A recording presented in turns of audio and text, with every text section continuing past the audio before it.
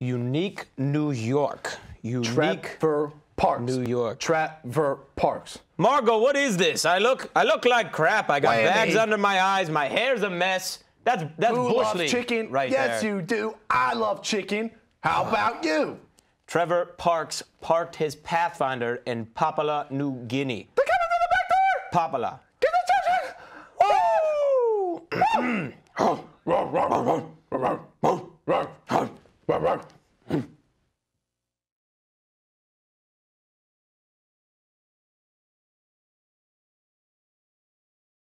A career milestone for one of the volleyball team's brightest stars. And we celebrate YSU's homecoming right here.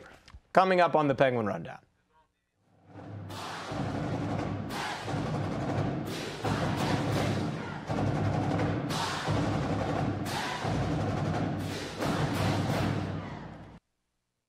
Good morning, Youngstown, and happy homecoming week.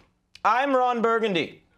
As you can tell, the Penguin Rundown crew is having the day off. But Brick, what are you doing here? I thought you died. You're supposed to be at Stambaugh Stadium for the weather segment. Oh, he's living. Get out of here, Brick. Oh, Brick. Good to see you again, buddy. As I mentioned, welcome to the Halloween edition of the Penguin Rundown. I'm Ron Burgundy, of course, joined by a legend in this business, a broadcaster, Mr. Champ Kine. Champ, how are you, my friend? Oh, I'm just well, Ron. You know, people tell me I'm one of the best sports broadcasters ever. I've been over 50 mediums, whether it's TV, radio, internet 2, anything you want, I've done it. And Ron, we've had some fantastic whammies all over campus and even bigger ones this weekend. Certainly. I didn't even know Internet 2 existed, but not many people do, Ron. Certainly some top-notch. But I started it. So certainly some top-notch athletics coming your way, some YSU sports action to cover. We have a lot to get into today. But before we get into that, let's talk about what you can expect with Homecoming 2016. Now, as many of you are aware, it's Homecoming Week on the campus of Youngstown State University. Yes, one of the more exciting weeks at YSU is finally here.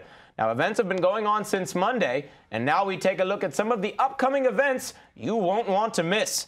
Tonight at 7 p.m., our friends from the Penguin Productions will be hosting the Fall Fire Festival in the M71 lot. Admission is free and open to both YSU students and the public. There will be a bonfire, free food and drinks, and music by The Weeks, Future Thieves, and Demos Papademos. Champ, isn't that someone you used to date back in the day? Yeah, I dated her, Ron. The name sounds very familiar. I always liked Papademos. Why'd you have to bring it up? I'm sorry, brother. Then tomorrow, be sure to head down to the Beagley Center, first at 5 p.m. as the swim and dive team hosts Niagara. Then head over to Roselli Court as the volleyball team will host Wright State at 6. Roselli? I think I dated her, too. No, I think that's a brand of pasta. It's like ragu, maybe, I think. Finally, Saturday, we kick things off at 10 a.m. with the student tailgate in the M63 lot. The homecoming parade will follow at 2 p.m. on 5th Avenue with the main event, of course, the homecoming football game versus Indiana State kicking off at 4 p.m. Homecoming king and queen set to be crowned at halftime. Champ, I think we're a shoo-in for king and queen. Try to find a queen prettier than me. No one fits in that dress just like you, my friend. For more information as well as a full slate of events, visit the Homecoming 2016 page on ysu.edu. Now, it has also been a tough stretch for the women's soccer team as of late. Wednesday, the Gwins hosted the Vikings of Cleveland State, and despite a Marissa Martin goal in the 60th... Yeah, whammy indeed, my friend. In the 60th minute, the Vikings picked up the 2-1 win. Saturday didn't bode any better for the Penguins as they fell 4-0 at the hands of the #1 team in the Horizon League, the Milwaukee Panthers. However, a bright spot for the Gwins, Marissa Martin. To put this into perspective, Marissa played defense all of last season before moving to forward at the start of 2016. Wednesday, the junior scored her 6th goal of the season. She is now tied for first on the team in goals and has moved into the top 10 in the Horizon League in goals scored as well. YSU will close out the season tomorrow evening as they travel to Green Bay to take on the Phoenix at 8 p.m. For coverage of Friday's game, tune into ESPN3, and for live stats, check out YSUSports.com. Now, the volleyball team began their second half Horizon League play this past weekend at Milwaukee and Green Bay. The The women dropped 3 sets in both matches. Now, leading the team during both matches was Captain Val Jeffrey. The senior setter had 6 kills and 20 assists against Milwaukee to go along with 10 digs and 32 assists against Green Bay. Huge milestone for Jeffrey. She notched her 3,000th career assist. By the beard of Zeus, 3,000 career assists. She now has 3,005 career assists, making her the 5th player in program history to reach this mark in the first since 2008. Margot Ward's got up with Val. Find out what this accomplishment means. Roll it. I thought that was pretty cool. With only playing here for 3 years now, and to rack up about 3,000, that all goes to my teammates. Like, I couldn't get an assist without them getting a kill. So huge thank you to like all my offense and even back row hitters. Like when they are defenders, sometimes they get random kills, but like seriously, to my teammates, like they contribute to that. They make me look good and I try to make them look good, so it all works out. We definitely need to focus on ourselves. It's about how competitive we want to stay for here on out. It's not an easy slot to get into the tournament at this point, so it's going to be a battle every single game. Every single team in the Horizon League is very competitive, very hardworking, and I think we need to focus on working harder than the other team from here on out. So, congratulations to Val. Brick, hey buddy. Yeah. Brick, you're supposed to be at Stambaugh Stadium. Oh, let him be, Ron. Now, be sure to head down to the Bigley Center this weekend as the volleyball team will be hosting Wright State tomorrow at 6 and Valparaiso on Saturday at 2 p.m. Now, the YSU men's tennis team held over 5 Penguins in action at the ITA Midwest Regionals this past weekend at Ohio State University. Winning doubles matches were pairs of Matthew Kritzinger, Luke Pursue, as well as Yossi Dahan and João Guerrero. I guarantee you didn't say a single one of those names right. I apologize, gentlemen. But in singles play, Tomas Rodriguez won a qualifying match in straight sets over Notre Dame's Connor Somers. I don't care if I misspelled his name, but the men will be back in action at Cleveland State on November 4th through the 6th. Now, the women, they were also in action at the ITA Invitational. Noelle Nasimba was the lone Gwyn to advance to the round of 32. She won 3 qualifying matches in the first match of the main draw. Noelle and the entire team are back in action on November 4th as they host the YSU Invitational at the Boardman Tennis Center. The swim and dive team traveled to Athens, Ohio this weekend to oh my goodness. You're screaming. I am yelling. Someone left the script in all caps and I thought I was supposed to yell it. I apologize, but as I was saying, that's a veteran mistake, Ron. It's a rookie mistake is what it is, champ. Oh. The swim and dive team did travel to Athens, Ohio this weekend to compete in a dual meet against Ohio University.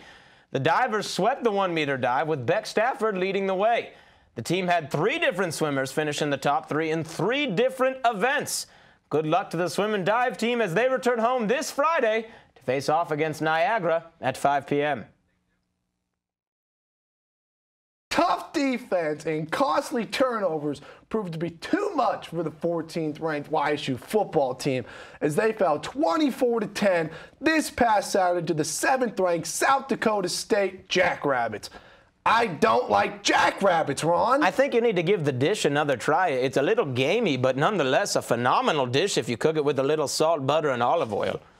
I might have to try it next time, but nonetheless, it was a tightly contested matchup for sole possession of first place in the Missouri Valley Football Conference, but 2 key turnovers led directly to points for the Jackrabbits.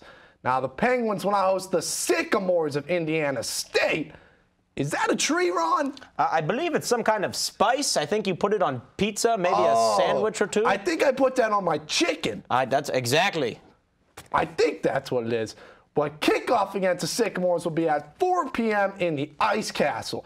This will be the 26th all-time meeting between the 2 schools, with YSU commanding to a 20-5 lead. Whoa! However, Indiana State has won the last 2 contests by identical 27-24 scores on the final play field goals.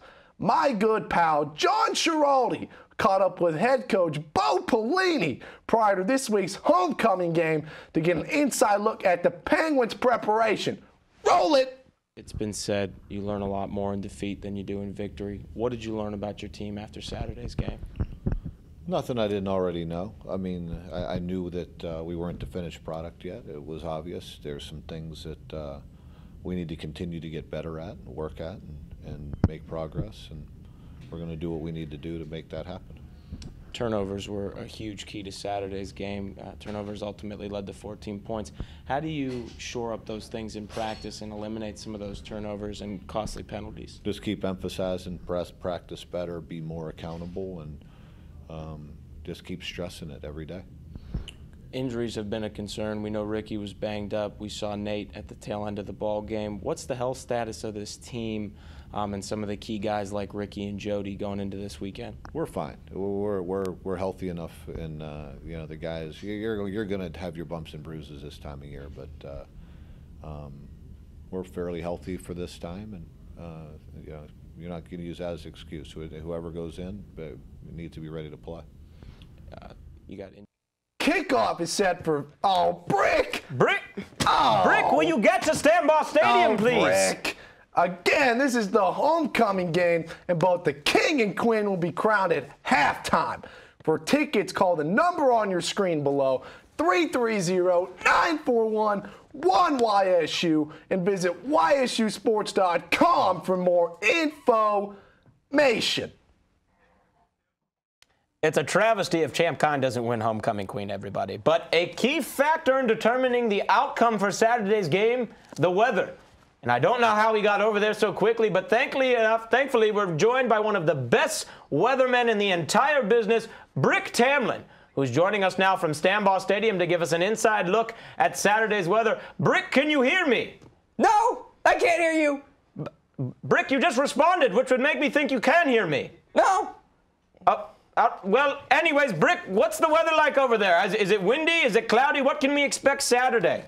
Well, it's very windy, Ron. And I saw a penguin that should be waddling, but he was airborne, Ron. Penguins don't fly, Ron. That's right, Brick. They are flightless birds. Good job, buddy. I'm glad you knew that. So what do you recommend, Brick? What should we do with Saturday's game? I think they should cancel the game. Cancel the game? They've been practicing all week, Brick. There's no reason to play this game. Why exactly? Can you be more specific, maybe? The wind, it's too powerful. I don't even know why I'm standing. I'm actually floating. I don't think it's enough. I think Penguins' lives matter, and too many casualties will be taken. Don't you think Coach Pelini might be upset about this? No, I think he should take in the care for his Penguins, Pete and Penny. Well, Brick, as always, we thank you for trying, my friend. And Brick Tamlin, one of the most outstanding weathermen in the business, recommending that we cancel Saturday's game. I have a feeling kickoff will still be at 4 p.m. I'm floating. Now it's time again for, I think, everybody's favorite part of the Penguin Rundown. It's my Champ Khan top 5 whammies of this year to this point, Ron. I couldn't be more excited. I know you have some real gems picked out for us. Well, we got a lot of great athletes all over campus, and we're going to take a look at 5 whammies. Let's roll it. Look here at Sam Brown. She's going to get a set about Jeffrey and whammy. By the beard of Trevor Parks. Down the line. Let's go to West Virginia. Ricky Davis to Alvin Bailey and whammy. He is fast. He's going to score. Touchdown Penguins. That was like 80 yards. Now the third one, look at this. Jalen Powell. Pick 6. Boom. Right in the kisser. Whammy. I don't think he saw him, Champ. It looks like Stevie Wonder was playing quarterback right there. South Dakota could have used Stevie Wonder because he'd been better, but whammy, pick 6. Look at this. They're all celebrating in slow-mo. Look at Avery Moss. He's going to give him a big high five. Now, number 4 is some more defense, Ron. And look at this guy, Derek Rivers. I'm sure you heard of him. He's a large individual. He had another sack in. Whammy, look at him. He's going to high five Savon Smith. And now, Ron, our final Whammy of the year. Martin Ruiz into the end zone, and boom! Juju on the beat. Now, Champ, can you please define what exactly does a juju mean? You know, Ron, I'm not sure, but I do know. I got a cousin, her name's Julianne. We call her Juju. I did date a juju back in the day, so hopefully it wasn't my cousin, Ron. I'm not too familiar with the dance, my friend. Beautiful blocking by the offense line. We have whammies all over campus. My 5 whammies. Well, that about does it for us here at the Penguin Rundown. For news, highlights, and more, be sure to check out YSUSports.com. Hey. Oh, Brick, you made it back shockingly fast from Sandbar Stadium. I did. He must have flown with the Penguins. Whoa! But you can also follow everyone on the Penguin Rundown on Facebook, Instagram, Snapchat at Penguin Rundown 1. I'm Ron Burgundy. And I'm Champ Kine. Whammy! You stay classy, Youngstown.